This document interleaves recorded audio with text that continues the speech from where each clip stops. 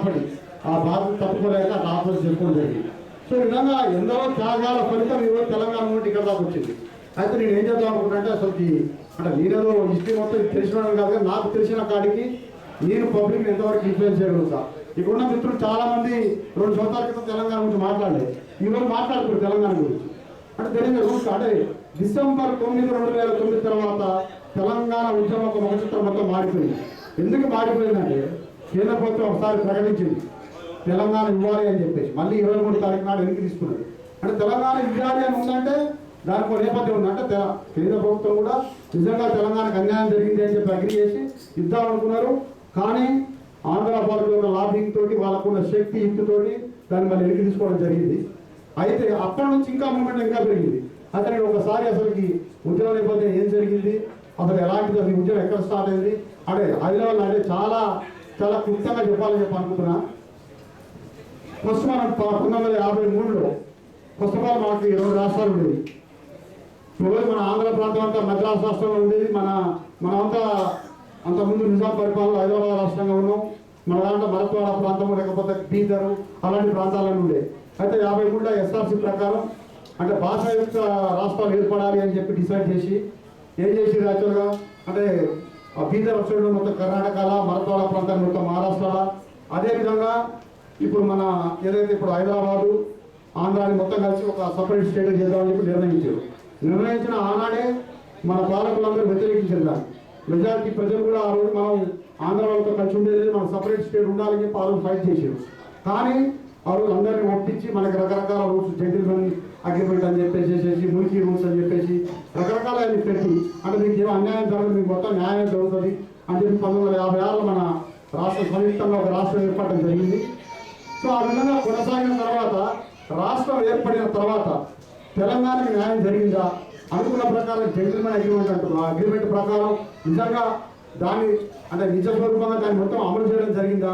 మురికి రూల్స్ అనేది local job ఇవ్వాలి నిజంగానే ఇచ్చిరా, లేకపోతే జెంటిల్మెన్ అగ్రిమెంట్ అంటే మన వాళ్ళందరికీ పవర్ షేర్ వాళ్ళతో పాటు ఈక్వల్గా. ఈరోజు మనం తెలంగాణ చూసుకుంటే 40% ఉన్నాం జనాభా పరంగా కానీ, కాకపోతే భూభాగంలో కానీ, టోటల్ ఓవరాల్ ఆంధ్ర రాష్ట్రంలో పోలిస్తే, ఆంధ్రప్రదేశ్లో పోలిస్తే. కానీ నిజంగా మనకు అన్ని తప్పుతున్నాయంటే తగ్గట్లేదు. ఒకసారి చూసుకోండి 1956 నుంచి ఇప్పటి వరకు ఎన్నిసార్లు ముఖ్యమంత్రులు మనల్ని పరిపాలించారు. మొత్తం ఇన్ని సంవత్సరాల కేవలం మన తెలంగాణ నుంచి ముఖ్యమంత్రులు అయిన 4 ఆ 4 అయిన వాళ్ళు కూడా కేవలం 6.3 అంటే 6 సంవత్సరాల 3 నెలలు మాత్రమే పరిపాలించారు. మిగతా కాలం మొత్తం సీమాంధ్ర నాయకులు మాత్రమే పరిపాలించారు. అంటే మన నాయకులు పరిపాలించే నాయకులు లేకపోతే మనకి ఇంకే విధంగా న్యాయం చేయగలుగుతాం? మనం న్యాయం చేయడానికి అవకాశమే లేదు. సో ఈ విధంగా మన మిత్రులు ఆల్రెడీ చెప్పారు, ఏది గోదావరి కానీ కృష్ణ కానీ పోయేది తెలంగాణ నుంచి, కానీ పారేది ఎక్కడ? ఆంధ్ర. పారేది ఆంధ్ర. ఎందుకంటే మొదలైంది గోదావరి ఇక్కడనే మొదలవుతుంది, నిజామాబాద్ జిల్లాలో ఎక్కడో పైనుంచి కృష్ణకి మొదలుపెడుతుంది, మామనాడు జిల్లా నుంచి కృష్ణాకి మొదలవుతుంది. మరి కృష్ణ అంటే మామనాడు జిల్లా ఎందుకు ఎడారిగా మిగిలిపోయింది అంటే మన పాలకుల వైఫల్యమే కావచ్చు, లేకపోతే మనలో చైతన్యం లేకపోవచ్చు, ఏదైనా కావచ్చు. 1969లో మనోళ్ళు విద్యార్థులతో ఉద్యమం చేసి అందరూ విద్యార్థులు బలైలు. ఆ తర్వాత దాన్ని మన రాజకీయ నాయకులు వాళ్ళ రాజకీయ పబ్బం కొరకు వాడుకొని ఆ తర్వాత ఉద్యమాన్ని మొత్తం పక్కన పెట్టిన తర్వాత మళ్ళీ కేసీఆర్ రూపంలో 2001లో మళ్ళీ ఉద్యమం స్టార్ట్ అయింది. అయినా ఉద్యమాలన్నీ ఏదో ఒక రకంగా ఉడిపోతూనే ఉన్నాయి. ఈరోజు మళ్ళీ తెలంగాణ వస్తుందా రాదా అనే సందిగ్ధంలో ఉంటుంది. కాకపోతే వస్తుందని చెప్పి అందరూ ఆశాజనకంగా ఉన్నాం. కాకపోతే ఈరోజు ప్రతి ఒక్కళ్ళ అవేర్నెస్ వచ్చింది అంటే తెలంగాణ రావాల్సిన అవసరం ఉంది. ఎందుకున్నది అంటే రకరకాల విధాలుగా మనం ఎన్నో రకాలుగా ఇవాళ ఒక్కొక్కరు అంటే ఏమంటారు ఆంధ్ర అంటే హైదరాబాద్ ఈరోజు పొజిషన్ ఉన్నది అంటే కారణం కేవలం అది రాజధానిగా ఉండటం వల్ల, లేకపోతే ఇతర ప్రాంతాల నుంచి అందరూ వచ్చి ఇక్కడ రావడం వల్ల అభివృద్ధి జరిగింది. లేకపోతే హైదరాబాద్ ఈరోజు ఈ పొజిషన్ ఉండకపోవడం అని చెప్పి అందరూ అంటారు. అయితే అలా అనే మిత్రులు అందరికీ ఈరోజు నేను ఒకటే చెప్పవచ్చుకున్నా, ఒక్కసారి ఆలోచించండి. 1956లో ఈ రాష్ట్రం ఏర్పడక ముందుకు హైదరాబాద్ పరిస్థితి ఏమిటి? హైదరాబాద్ ఏ విధంగా ఉన్నది?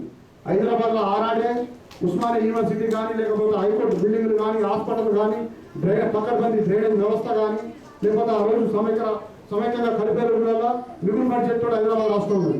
ఆ విధంగా ఉన్న హైదరాబాద్ని నేను క్యాపిటల్ వల్ల బిల్డింగ్ ఉన్నప్పుడు దానికి 2 అంతస్తుల సిమెంట్ బిల్డింగ్ ఒకటి కట్టి హైటెక్ సిటీ అని చెప్పేసి ఇదే అభివృద్ధి అని చెప్పేసి చెప్తుంది. ఈరోజు అదే అభివృద్ధి కాదు యాక్చువల్. దీనికంటే ముందే హైదరాబాద్ చాలా ప్రాచీనమైన నగరం. అది దానికి దేశవ్యాప్తంగా ప్రపంచవ్యాప్తంగా చాలా అంటే నిజాంగా 200 సంవత్సరాలు దానికి చాలా ప్రాచుర్యం ఉంది. దాని విలువలు అభివృద్ధి చేయడం కాదు. దానికి చిన్న ఉదాహరణ చెప్తాను నేను. నేను కోదాడు నుంచి హైదరాబాద్కి వచ్చి హైదరాబాద్ రిచ్మండ్కి వచ్చిన. రిచ్మండ్లో 3 లక్షలు పెట్టి ఒక ఇల్లు కొన్నా, లేకపోతే 1 లక్ష రూపాయలు పెట్టి వ్యాపారం పెట్టినా. ఎందుకు పెట్టినా? నాకు రిచ్మండ్ మీద అమెరికా మీద ప్రేమ పెట్టినా. నేను ఇల్లు కొనుక్కున్నది నా కంఫర్టబుల్ నుంచి, వ్యాపారం పెట్టింది. ఇప్పుడు మన మిత్రుడు రామల్ల మన ప్రొఫెసర్ కోనరావు గారు మాట్లాడతారు. సో మనం అది మాట్లాడిన తర్వాత మళ్ళీ మనం మొదలుపెట్టవచ్చు.